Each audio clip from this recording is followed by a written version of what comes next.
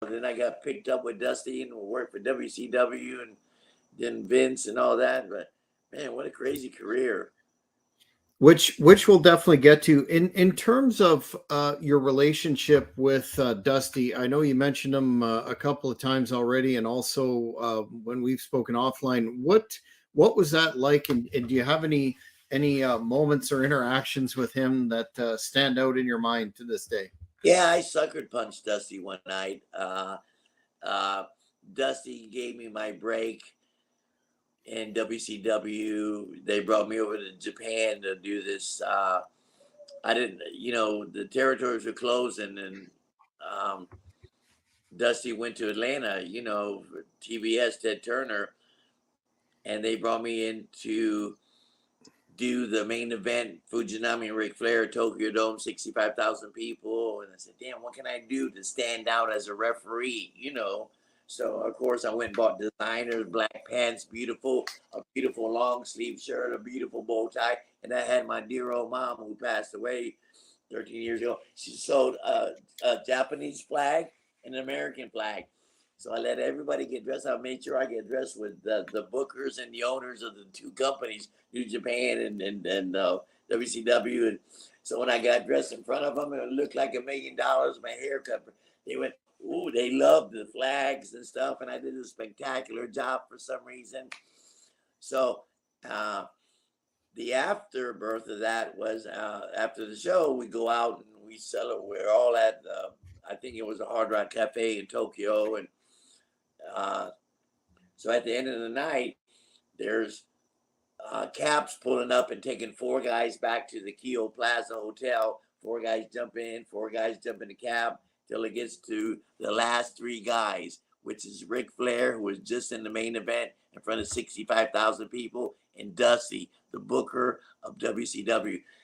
And I jumped in the front seat in the cab, and those 2 guys were in the back seat.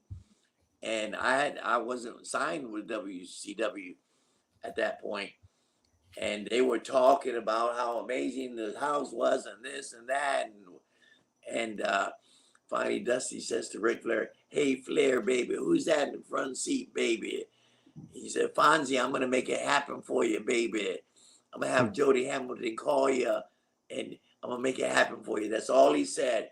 So Jody Hamilton called me 4 days later, and they hired me in WCW, and they put me with Giant Gonzalez. I refereed. It was Giant Gonzalez's personal assistant all over the world for 3 years. Then me and Giant went to WWF, and that's another cool story. I can tell you how that happened. We'll get to it. How did you get into it physically with Dusty? Anyway, I told Dusty was like a father to me. After a couple of years, and I really worked hard, and my father had passed away when I was 16 years old. And I said, Dusty, I wish you were my father. He was like a father figure to all these young kids. Barry Windham, he was the leader of the company. We lived and breathed what he did. I dressed like him. I wore cowboy boots and jeans, and the only thing I didn't do was a dip. I said, Dusty, I wish you were my father. He said, I am your father, son. And I got even closer to him, and I'm sorry that he passed. And I was friends with him and his wife, Michelle. I just see Michelle at a Legends Luncheon here in Tampa that we have every couple of months. A lot of guys live in Florida, Steve Kern and all these guys, but Dusty meant the world to me, and what a great mind. I don't think too many people can talk about Dusty in a negative way. It's such an inspiration, and he was the 80s and 90s, you know what I mean? And we brought him into ECW too. It was great.